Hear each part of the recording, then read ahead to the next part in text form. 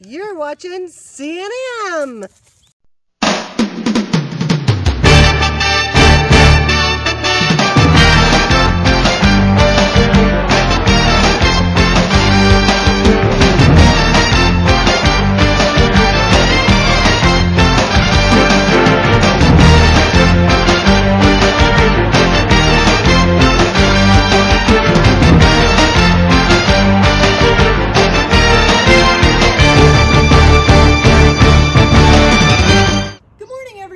It's Mrs. Maselli with this week's What's Growing On. I'm really glad to see all of you, and life is continuing here at the Maselli Ranch.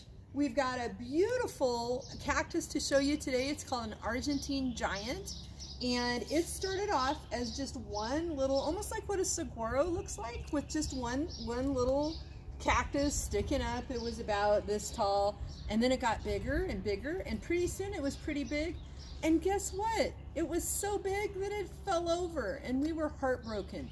But then we noticed all around the bottom, and Sarah's gonna pan over and show you, all around the bottom were babies. And the babies came out, and they grew and they grew, and then suddenly, after a couple of years, we had all of these awesome blossoms. Now, here's something that I want everybody to know. So it's so big now that the blossoms don't all come at the same time. And the flowers only last for a couple of days, so I wanted to take advantage of that and really show you guys what they look like. So over here on the ground are some that have fallen off.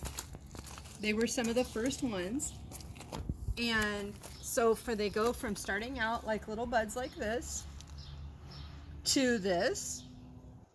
to being beautiful, open, big flowers, and sometimes, as we talk, there'll probably be some bees coming to visit. And then they kind of get a little wilty when the sun comes out, because this time of year, you know, it's getting quite a bit warmer. And then eventually they fall off like that. Okay, so baby, bud, big flower, wilty flower, into the compost pile. So, again, thank you for coming to visit my Argentine Giant. It's a beautiful, beautiful cactus, and they're really easy to grow. So if you have any questions about how big it was or how we take care of it, you'll have to let me know, and we can talk about that some other time. For now, take care, everybody. Stay safe and stay healthy. See you next time.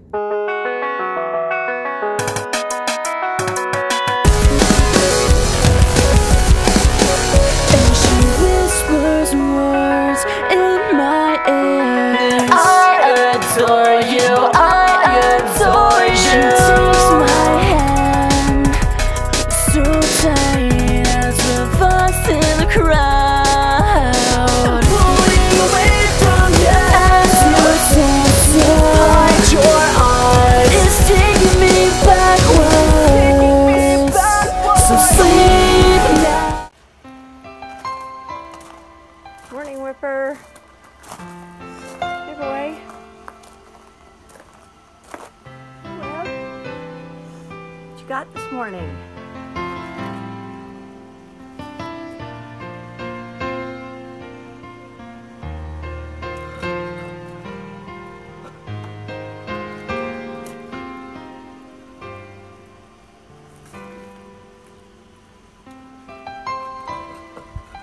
Pretty.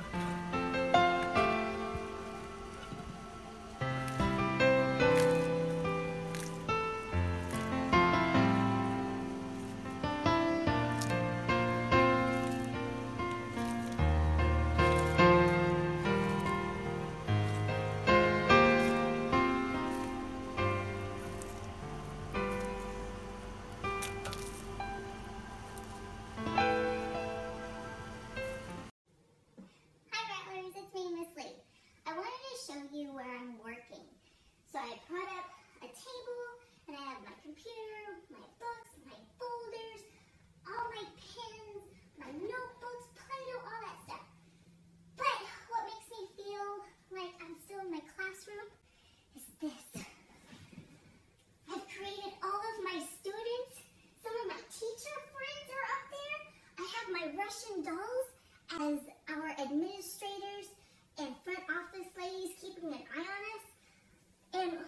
of you falls down, I'm like, oh no, and I quickly put you back up, or if you fall down from up high, I get mad.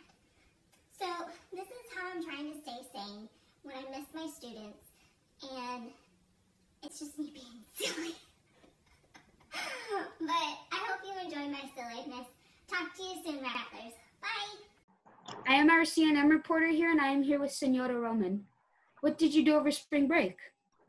Over spring break, my family and I went to Las Vegas, and I'm so glad that we did that, because at first we were a little nervous to go and we weren't sure if we should go or not, but we did. And so I'm so glad we did, because now, of course, we've been stuck at home just like all of you guys. So it was a really nice thing to be able to get out and do before we went down on lockdown.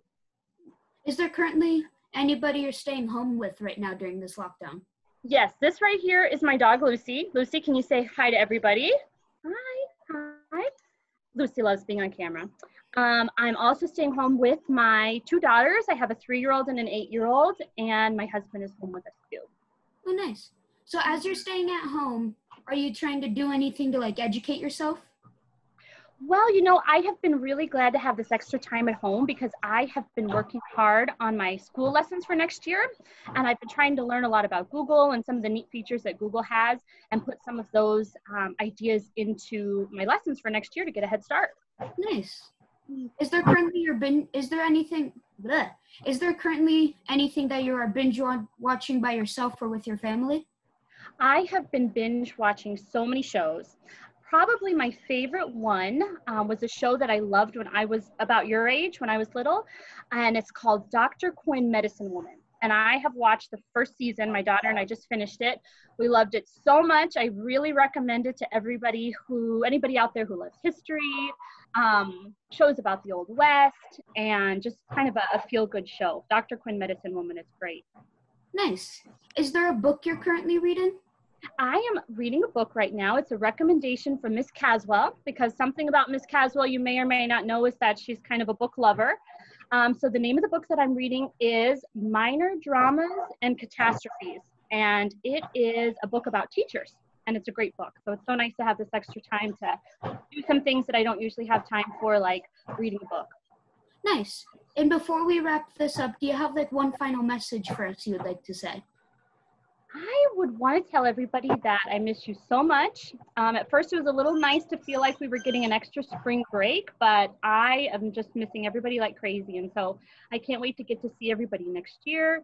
It's going to make the start of the school year so much more special. Nice. Thank you, guys. Thank you, Miss Roman. Thank you. This CNN Teacher Minute.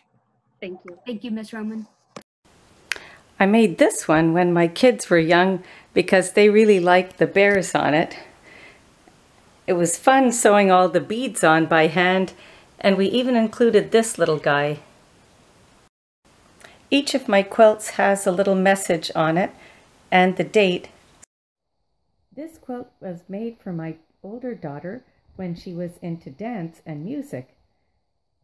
It was actually supposed to be made into a ballet skirt, but I used it for a quilt instead. This quilt was made as a baby quilt for my younger daughter. It looks like there's lots of pieces to it, but they've actually been sewn together in strips and cut apart and sewn back together to make this pattern. Here's another baby quilt. This one was for my older daughter, Amanda. And on this one, you can see I had started to experiment with machine quilting and trying to get the same effect that you get by hand, but on the sewing machine. It's really kind of tricky, but it takes a lot less time.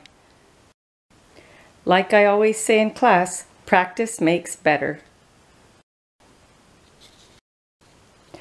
This one is called a watercolor quilt because the way the colors smudge together is supposed to be like watercolor paints.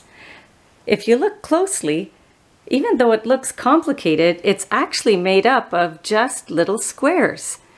They're placed together in such a way to make some areas seem darker, some seem lighter, and for all of them to blend together. I can't take credit for the design. I followed the directions in a pattern. But I guess that's another school skill that comes in handy in everyday life. This one is called isometric perspective. It's supposed to feel like it's a 3D effect and that you're going into the quilt.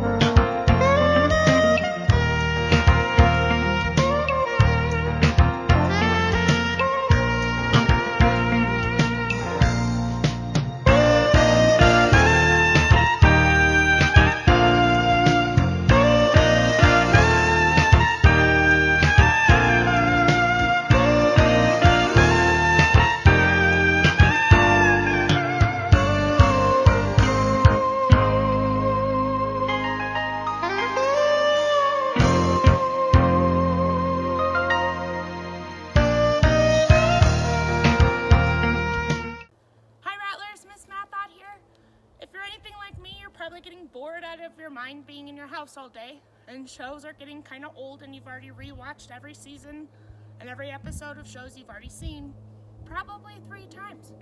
So I'm going to teach you the real rules of cornhole, or bags as some people like to refer to it, because I know some of you probably play your own rules. Well, I'm telling you the real rules. So you need a board about this size. If you don't have a board, maybe a cardboard box, cut out a hole, put a bucket underneath it, make your own little virtual cornhole at home. But you definitely need 2 different colored bags. You need 4 of each color. Sand, whatever you got around in the house, but if you have the bags, then maybe use them. Normally there would be a second board, but it needs to be about 15 to like 25 feet apart. That's the appropriate professional distance on cornhole.org rules.